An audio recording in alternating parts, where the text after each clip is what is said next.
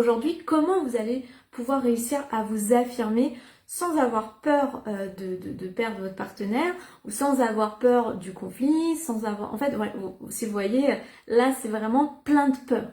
Donc, si vous avez conscience de ces peurs, moi, je vous invite vraiment à venir me contacter pour qu'on travaille là-dessus et puis que vous vous autorisiez à vous affirmer en ayant plus ces peurs. Parce que souvent, la question que je demande à mes coachés, c'est mais si tu n'avais plus ces peurs-là, comment tu réagirais?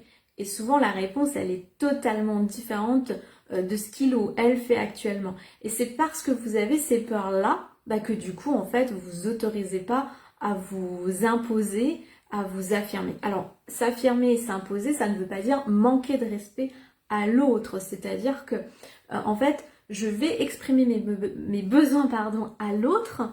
Et en fait, si il ou elle n'entend pas mes besoins, ça c'est autre chose. Mais au moins, je m'autorise à exprimer mes besoins. Si vous ne le faites pas, bien du coup, au bout d'un moment, c'est vous qui allez être lésé. Après, il y a comment j'exprime de la bonne manière mes besoins pour que dans la relation, ça se termine pas en conflit, en confrontation et que du coup, je sois entendue. Et c'est là où on va venir mettre en place les techniques de communication non violente.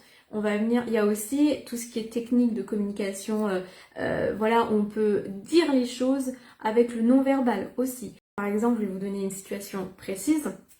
Si vous avez votre partenaire, du coup ma cliente elle va vraiment se reconnaître, qui veut absolument aller manger chez ses beaux-parents et que vous n'avez pas envie d'y aller, en fait, c'est important d'aller expliquer à l'autre pourquoi, pour vous, c'est quelque chose qui vous freine. Et pas y aller en étant forcé, parce que, en fait, sinon, vous allez déjà pas profiter. Et puis, en plus de ça, vous n'avez pas été entendu. Donc, c'est vraiment d'exprimer à l'autre, voilà, tu me demandes ça, mais en me demandant ça, voilà ce que je ressens en moi, qu'est-ce que ça vient toucher en moi, et puis après, voilà, je vais me sentir comme ci ou comme ça.